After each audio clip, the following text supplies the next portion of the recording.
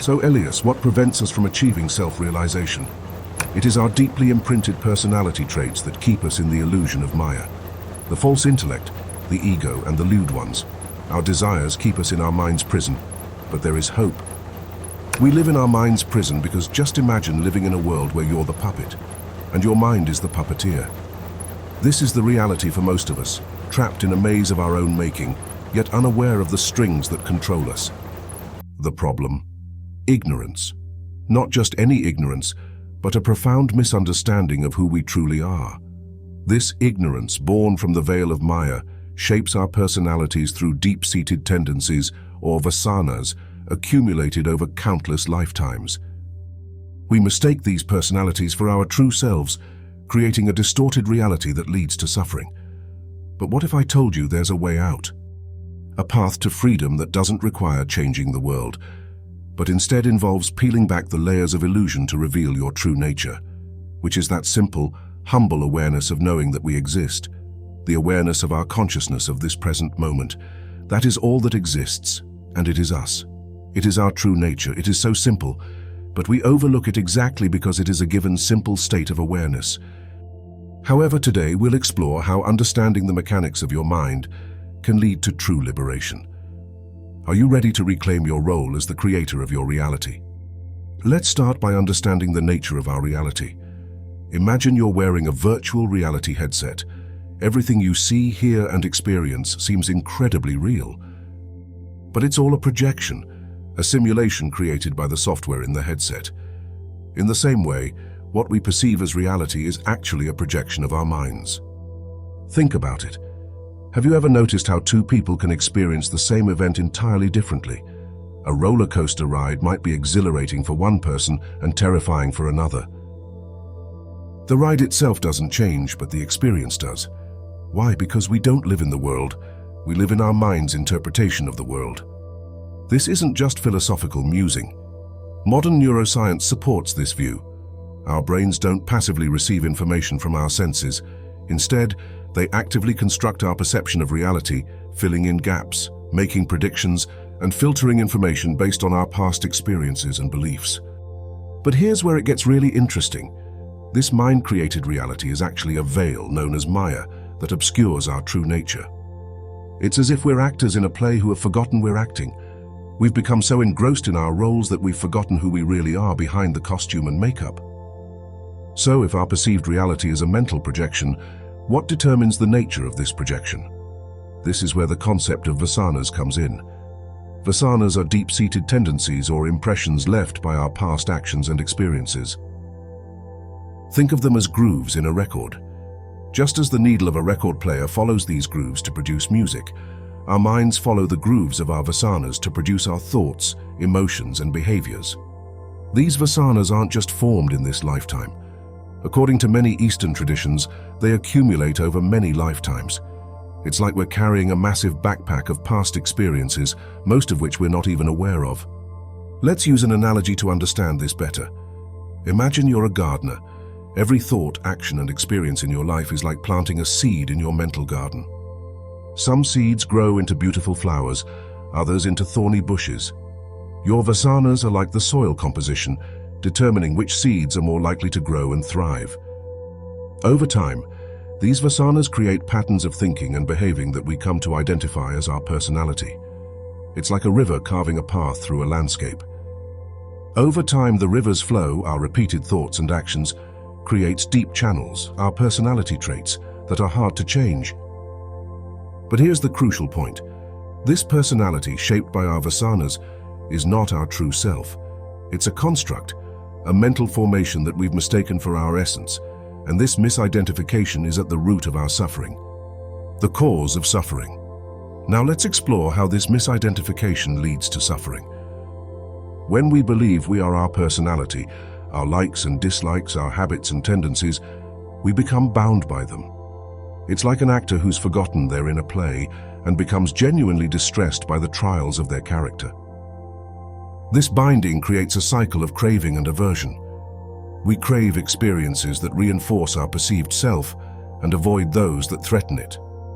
For example, if part of your personality construct is "I'm a successful person," You might constantly strive for achievements and feel devastated by failures. The personality, which is really just a mental construct, becomes a prison.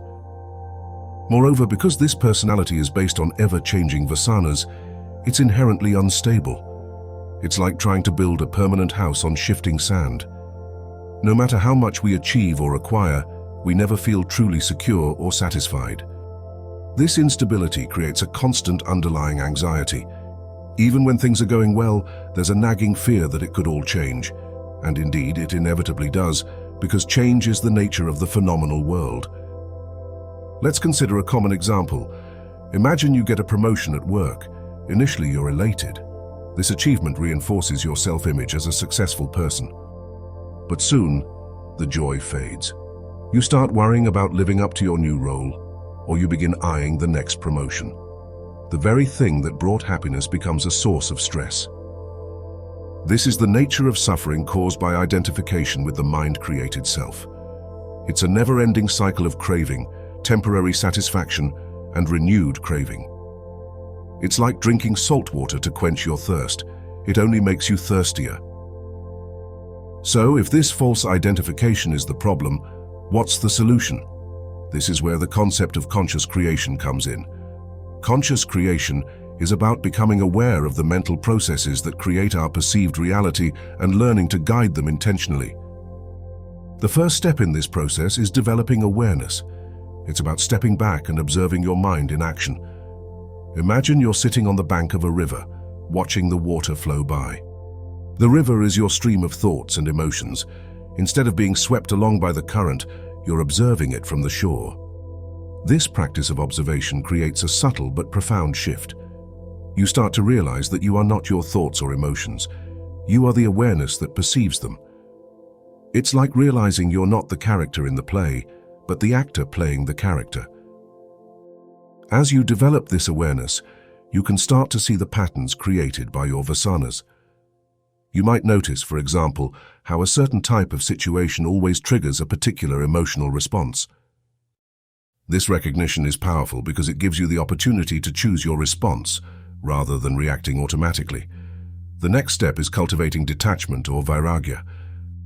This doesn't mean becoming cold or indifferent. Rather, it's about not identifying so strongly with your thoughts, emotions, and experiences. It's like watching a movie. You can be fully engaged in the story without forgetting that it's just a movie. This detachment allows you to start consciously shaping your mental patterns. Instead of being at the mercy of your vasanas, you can start planting new seeds in your mental garden. This is where practices like meditation, self-inquiry, and mindfulness come in. They help you develop the mental clarity and stability needed to guide your thoughts and actions consciously. But remember, this is not about forcefully suppressing or denying parts of yourself. It's more like a gardener gently guiding the growth of plants. You're not fighting against your nature, but understanding it deeply and channeling it wisely. As you engage in this process, you may find that your personality becomes more fluid and adaptable. You're no longer bound by rigid self-concepts. It's like an actor who can slip in and out of different roles with ease, always aware of their true identity behind the roles. While conscious creation can greatly enhance our lived experience, the ultimate goal in Advaita Vedanta is self-realization, recognizing your true nature as pure consciousness beyond all mental constructs. This might sound abstract, but there's a beautiful metaphor that can help us understand it. Imagine the vast ocean. Your thoughts, emotions, and experiences are like waves on the surface of this ocean. Your personality is like a particular pattern of waves, but beneath all this surface activity is the deep, calm expanse of the ocean itself. These depths of the ocean represent your true nature, unchanging, unbounded awareness. Self-realization is like diving deep into the ocean and recognizing that you are not just a wave, but the entire ocean. From this perspective, the surface activities, your thoughts, emotions, and experiences still occur, but they no longer define or limit you. Self-realization is that simple awareness that you know that you exist at this moment, being aware of your surroundings, sounds, smells, and objects. Just relax and experience it. Then, using mindfulness, Make it a habit to be that simple awareness, and the false identification with your tricky ego will disappear. What remains is you, your awareness. This realization doesn't happen overnight. It's a gradual process of peeling away layers of illusion. Each time you observe your thoughts without getting caught up in them, each time you act consciously rather than reacting habitually, you're taking a step towards this realization. And here's the beautiful part. As you progress on this journey, you naturally start to experience more peace, freedom, and genuine happiness. Then, you naturally know who you are in the peace, love, and happiness of living at this moment, being aware of your thoughts, feelings, and beingness. Created by Elias Stasinos. Hit the like button and subscribe if you found this useful.